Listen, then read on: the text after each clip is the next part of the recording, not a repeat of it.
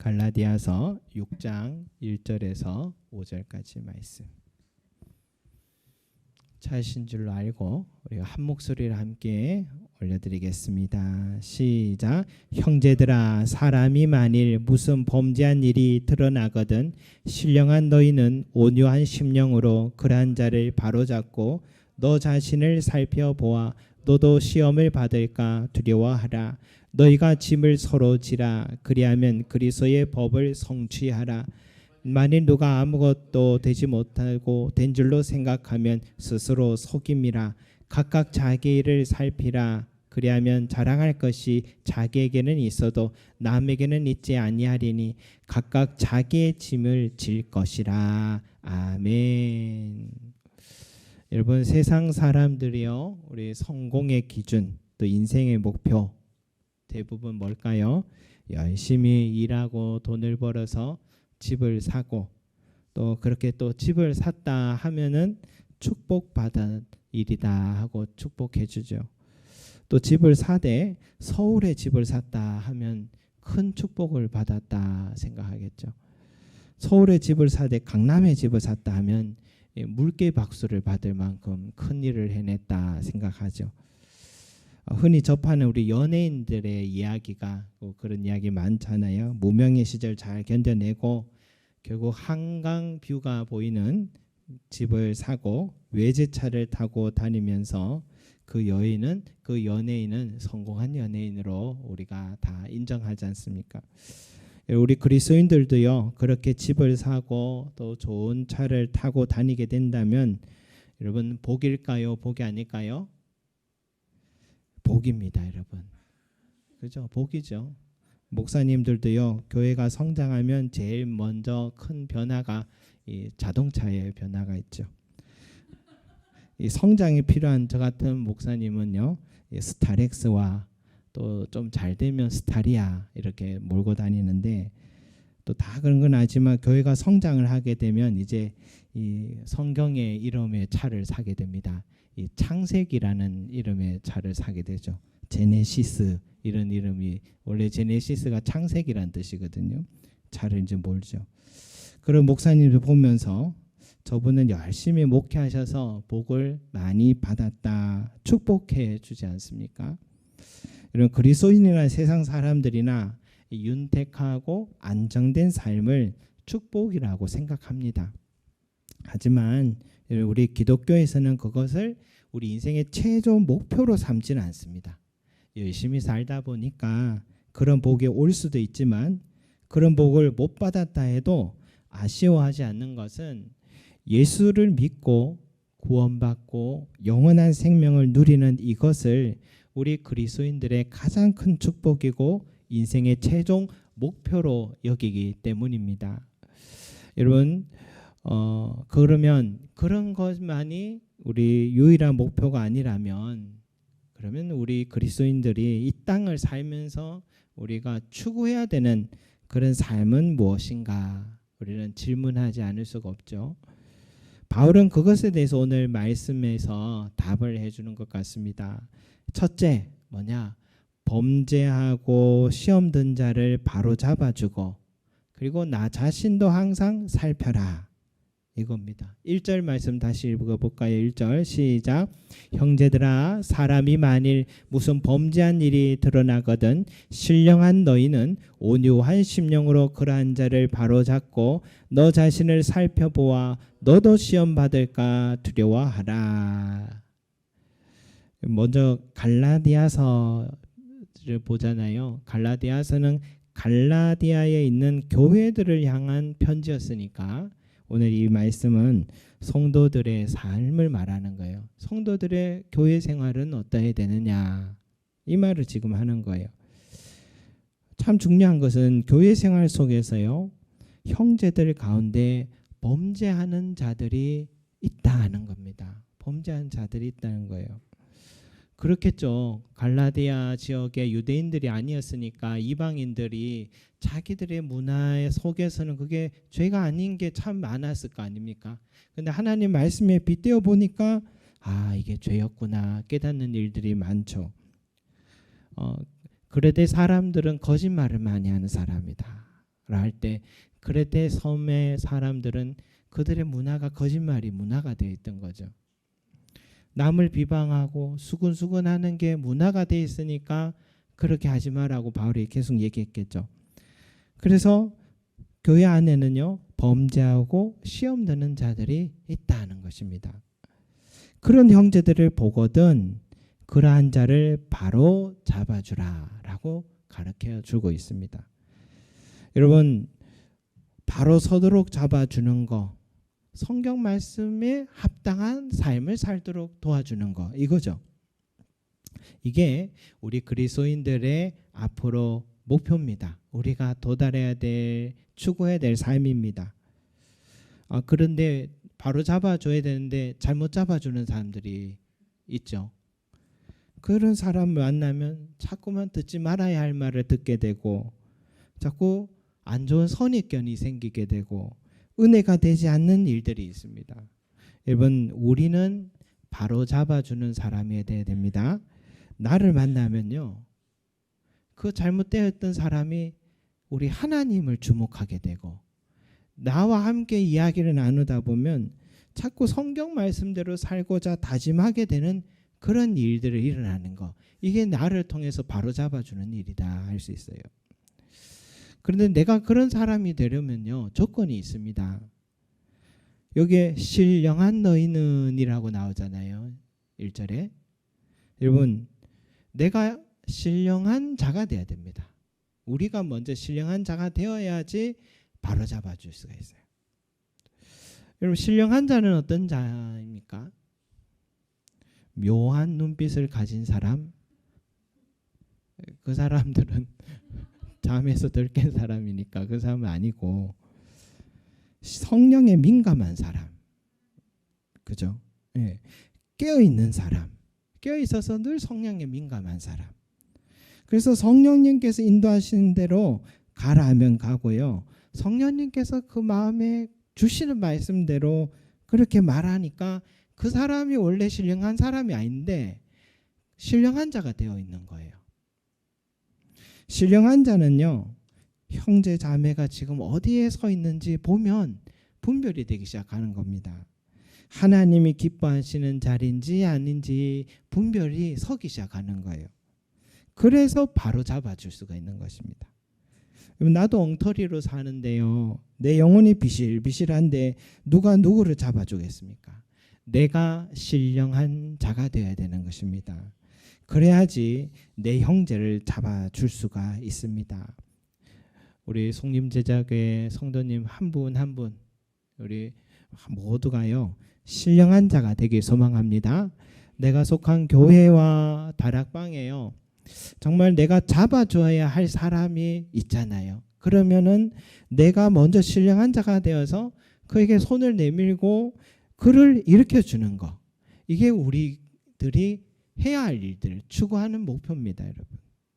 그런데 형제가 잘못된 길에 서 있을 때 신령한 자로서 그를 바로 잡아줄 때 정말 유념해야 될 게 뭐냐, 온유한 심령으로 해야 한다라는 말씀이에요. 온유한 심령으로 해야 된다.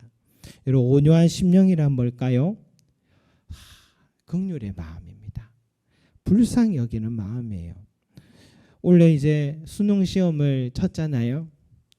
작년에 수능 시험을 친 자식이 있고 대학 진학을 해서 싸움을, 씨름을 한 과정을 겪은 부모라면 원래 수험생들 또 부모님들의 마음이 어떤 심정인지 이해가 되잖아요. 말 안 해도 다 그려져요. 그런데 여러분, 우리 그리스도인들은요, 이 배운 건 너무 많아서요, 지식이 너무 많아서 가슴보다는 지식으로 자꾸 답해 주려는 경향이 많이 있습니다. 그렇게 해도 안 되면 어떻게 해요? 정죄합니다. 온유한 심령이란 여러분 긍휼입니다. 위로하는 마음이에요. 예수님이요, 범죄한 자를 대할 때 가장 먼저 하신 것은 동정의 마음이었습니다. 동정의 마음이었어요. 가늠한 여인에게 이렇게 얘기하셨잖아요. 여자여, 너를 고발하던 그들이 어디 있느냐? 너를 정죄한 자가 없느냐? 이 질문은 그 여인의 마음에 먼저 안심을 하게 해주는 거죠. 이제 여인이 그때서야 머리를 들고 둘러보니 없나이다 라고 하니까, 주여 없나이다 하니까 주님이 하신 말씀이 나도 너를 정죄하지 아니하노니 가서 다시는 죄를 범하지 말라 하셨잖아요. 나도 너를 정죄하지 아니하노니, 이 말은 먼저 주님은 그 여인의 편이 되어주고 계십니다. 그리고 모두가 정죄하려고 돌을 들 때, 그것도 다 성경 말씀 들고 지금 돌 들고 있는 거예요. 예수님은요, 그 성경 말씀 들고 지식 가지고 얘기하지 않고 무조건 그 여인의 편에 서서 지금 온몸으로 지금 막아주고 있어요. 예수님이 아니었으면 그 여인은 바로 죽었는데 예수님은 자기도 죽을 각오하고 지금 막아줬잖아요. 그런 후에 바로 잡아주는 말을 하는 겁니다. 그때 그 여자의 삶이 변화가 일어나기 시작한 거죠.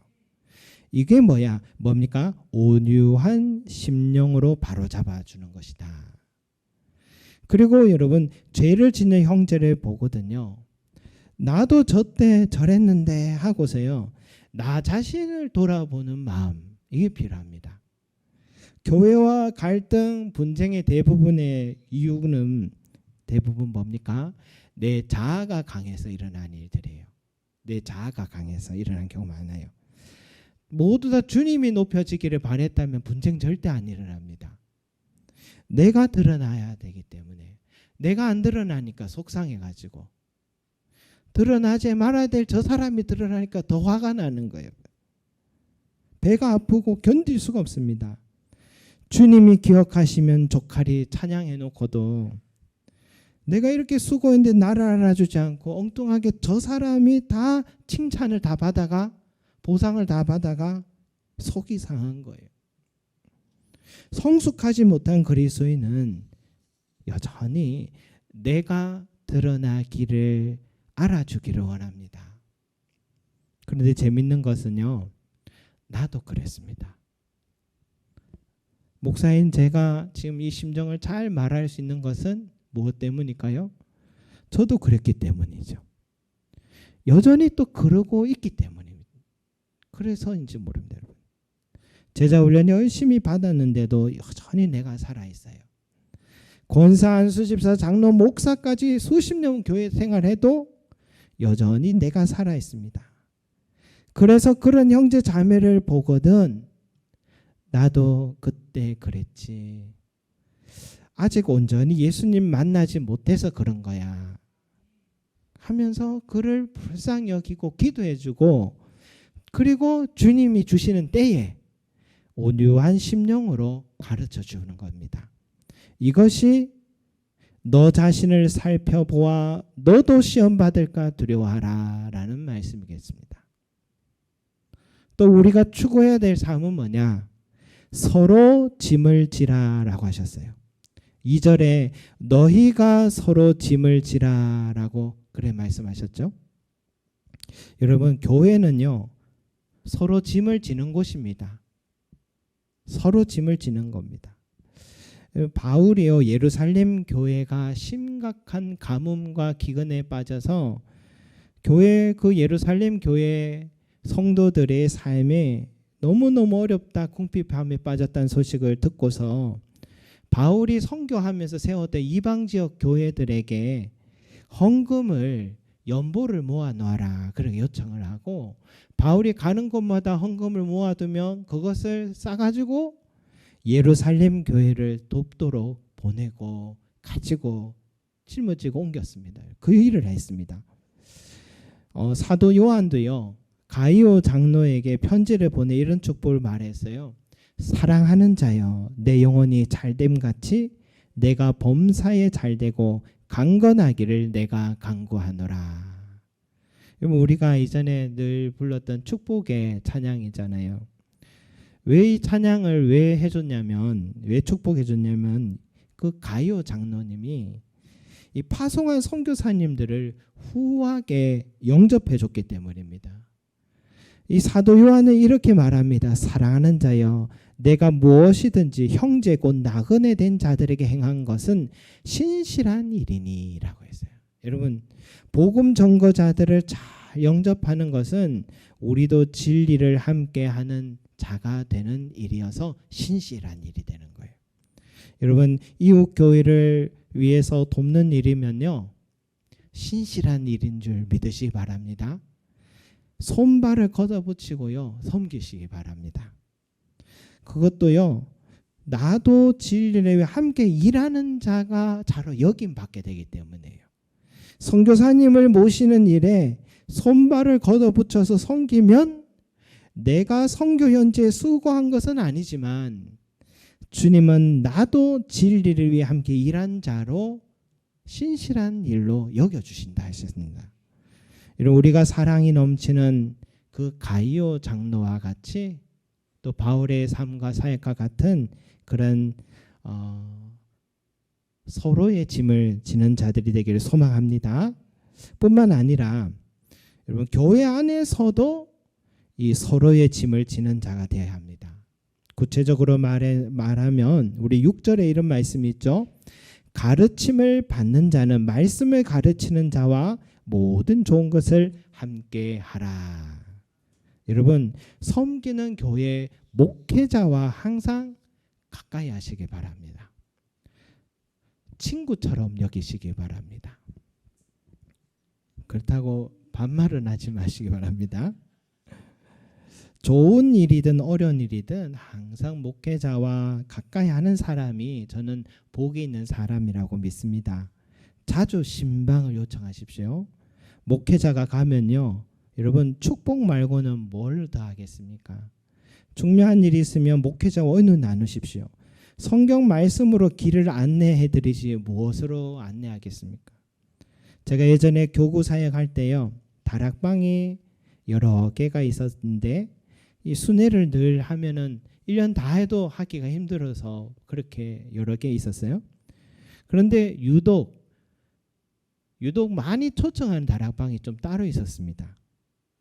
그 다락방 순장과 순원들은 의도적으로 계속 초청을 하고 가면은 준비했던 질문들을 한꺼번에 쏟아냅니다. 그러면서 그 이야기를 하면서 즐겁게 교제를 나누고 돌아오는데 저는 그것이 지혜로웠다라고 생각합니다. 더 마음이 가고요, 기도를 드리게 됐습니다. 말씀을 가르치는 자와 모든 좋은 것을 함께 하시기 바랍니다. 여러분, 이것이 목회자와 성도 간에 이루어지는 사랑이라 할 수 있어요. 그리고 성도와 성도 간의 사랑이 있습니다. 우리 10절 말씀 한번 같이 읽어볼까요? 10절 시작.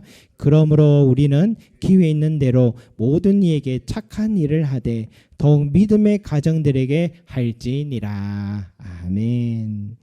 저도 중학교 때부터 지금까지 이렇게 지내온 친구가 하나 있는데 그 친구는 항상 저에게 맛있는 것도 그 중학교 때 맛있는 것도 참 많이 사주고요. 심지어 그 당시에 음악을 들으려면 카세트 테이프 있잖아요. 휴대용 카세트 테이프를 워크맨이라고 하잖아요. 그 워크맨까지 사줬습니다. 대단하죠. 학생이 학생에게 어떻게 그런 걸 사줄 수 있었겠습니까? 어디 가서 뭘 먹으면 또 늘 자기가 살려고 합니다. 이 친구 집이 훨씬 부유한 것도 사실이었습니다. 저는 전도사님 동생이었고 그 친구의 어머니 아버지는 또 교회 장로님 또 권사님이셨어요. 그래서 저를 위해 뭘 한다 하면은 더 많이 용돈을 주셨나 봅니다. 나중에 이유를 알게 됐는데 그 해에 그때 송구 영신 예배 뽑은 말씀이 바로 이 10절 말씀이었어요. 착한 일을 하되 더욱 믿음의 가정들에게 할지니라. 그래서 유일하게 교회 친구가 저밖에 없었거든요. 그래서 제가 믿음의 가정이었나 봐요. 그래서 저한테 그렇게 잘해줬던 게 지금까지 생각나고요. 그 덕에 저는 그때 참 호사를 누렸던 것 같습니다.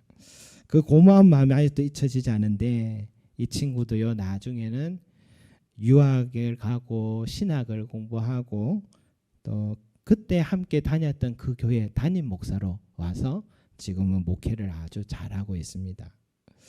여러분, 착한 일을 하되 더욱 믿음의 가정들에게 할지니라 라는 것은요, 가까운 성도들의 삶을 살피라는 겁니다. 대구에 가면은 유명한 한 교회의 전설이 있습니다. 서형교회라고 있는데 지금 봐도 이 서양의 그 교회 양식과 같이 대리석으로 너무 아름답게 지었는 그런 교회 건축이 있어요. 그 교회를 짓기까지 가장 많이 헌신한 장로님이 이름이 정규만 장로님이라 합니다. 그분은 한약방을 운영하셨는데 어느 날 새벽 기도에서 신학교를 다니는 신학생이 이 등록금이 없어서 간절하게 기도하면 그 어디 뒤에서 그 소리를 들으셨는지 조용히 그 자리에 이 등록금을 다 올려놓고 조용하게 말도 없이 가셨대요. 그분이 도와준 신학생들이 수십 년 동안 수백 명이 넘는다 합니다. 또 대구 주변의 시골 교회에 조용히 모르게 도와준 교회들이 5, 60교회가 넘는답니다. 또 교회 안에도 어느 성도의 집이 어렵다면 몰래 도와주고요. 믿지 않는 이웃까지 도와준 집은 셀 수가 없었다 합니다. 그러니까 주변 교회들이요, 이 장로님의 약방을 위해서 다 기도합니다. 신학생들이 다 이 장로님의 약방을 위해서 다 기도합니다. 그래야 성교비가 들어오고 장학금이 들어오기 때문에 다 기도를 더 열심히 해주셨다고 합니다. 그리고 그의 생에 자신이 다 짓다시피 했던 그 서영교회 예배당을 자기가 살아있는 동안엔 절대로 헌당식을 하지 않기를 요청했답니다. 하나님의 영광을 내가 받을까 두려워서 그랬답니다. 그래서 장로님은 1969년에 돌아가셨는데 헌당식은 4년 후인 1973년도에 성전 봉헌 예배를 드렸다고 합니다. 장로님이 돌아가실 때 그 얼굴은 천사와 같았고 천사들이 나를 데리러 왔다면서 오른손을 이렇게 드셨다고 그렇게 이야기를 들었습니다. 여러분, 너희가 짐을 서로 지라라는 것은요, 바로 이런 삶을 말하는 것이겠죠. 우리도 살아가면서 주님께서 그 형편을 듣게 하시는 성도가 있고요, 생각나게 하는 성도가 있잖아요. 외롭고 말이 고픈 성도가 있으면 시간을 내어서라도 그와 취미생활을 함께 할 수도 있고요, 홀로 음식을 하기가 어려운 성도가 있으면 반찬이라도 만들어서 전할 수가 있고요, 경제적으로 어려움을 알지만 그러나 마음에 상하지 않도록 하기 위해서 드러내지 않고 조용히 헌금함에 그 이름과 의사를 적어서 전달하게 하는 그런 손길도 있습니다. 아니면 내가 사업장을 운영하기에 일자리를 제공함으로 형제를 도울 수도 있어요. 물질만도 아닙니다, 여러분. 그의 형편을 위해서 매 시간을 내어서 기도해 주는 것도 이 사랑과 관심을 베푸는 일이다. 이것이 서로 짐을 지는 것이다.